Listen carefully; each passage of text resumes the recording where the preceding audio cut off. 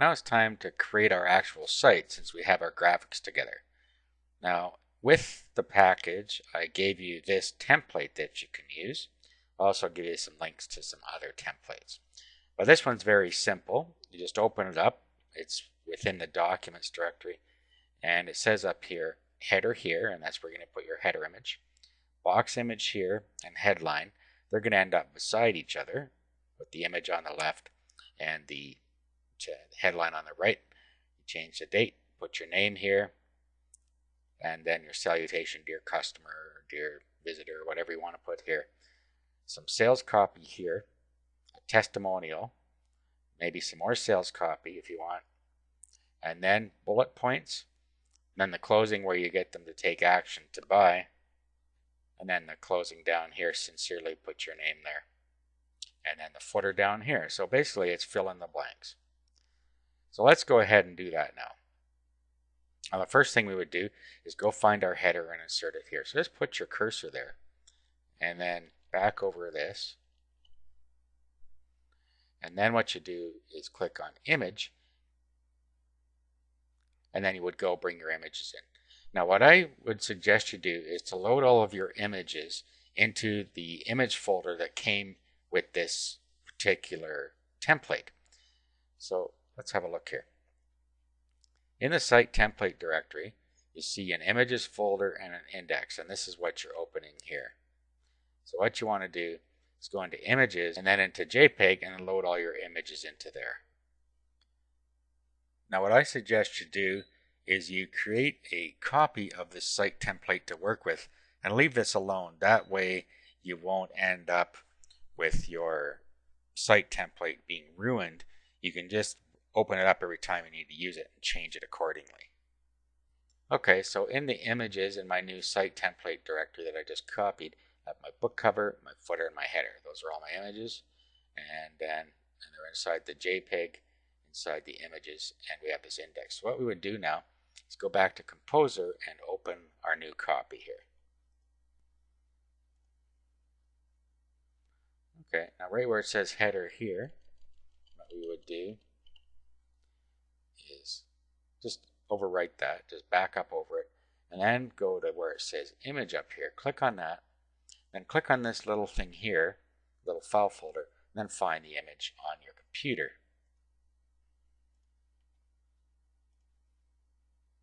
Okay, so it's header.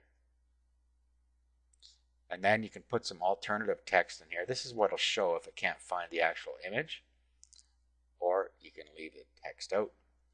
Dimensions are 650 by 150 is how wide we made it, and that's how this template is set.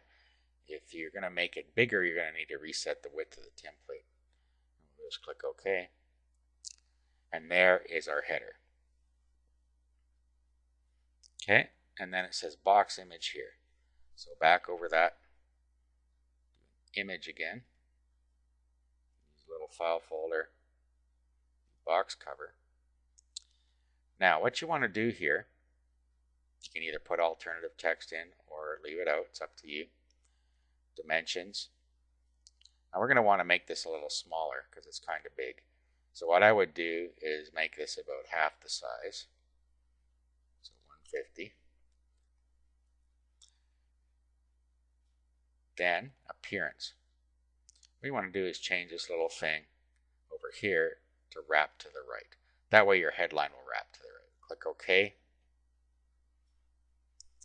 And then put your headline in here. And the headline will actually push everything down here. Before we do that, let's just go get the header or the footer in here. So just again, back up over the footer. Go to link or to image, open, and footer to.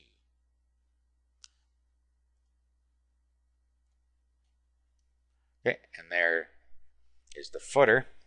Then the last thing you're going to want to do is set your background color, which is this part over here. Since it's blue, we're going to want to change the color. So let's go into the format.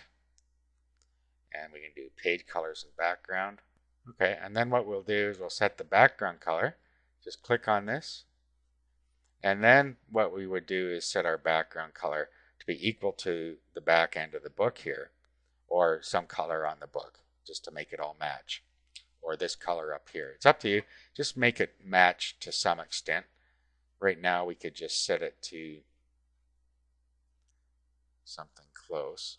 Let's just go with a gray color like this. Click OK. And then let's now set our background color. Now if you forgot what your background color is, you could just open up paint.net and do the color selector and select a color off this and then put it into that box. Like so. I'm just going to open paint.net and show you. Okay, so what we could do here is just open up one of our images that we used here. Let's just open up the book cover. And then we would use our color picker here. Let's click on that. Click what you want the background color to be. Click on here somewhere that you like the color that you want your background. Let's just say that. Go to more, and then grab this code out of here. Just highlight it and do a copy. Go back here, and then we'll go back into Format, Page Colors. Click there, and then right in here, we'll just paste that in.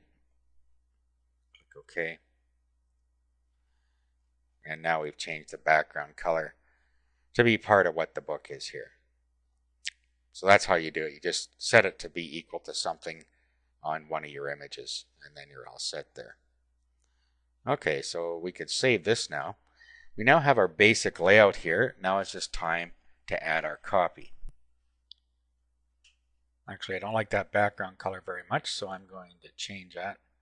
Let's go back to paint.net again. Get our color picker again. This color, grab this code,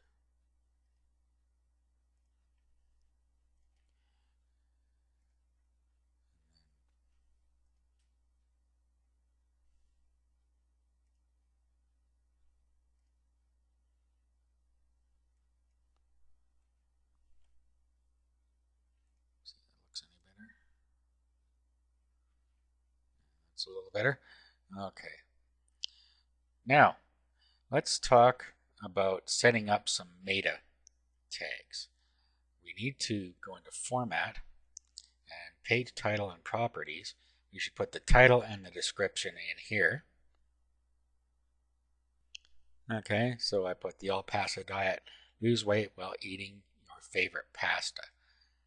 This should be keyword rich while making sense, and then what I always do is I paste it into the description as well.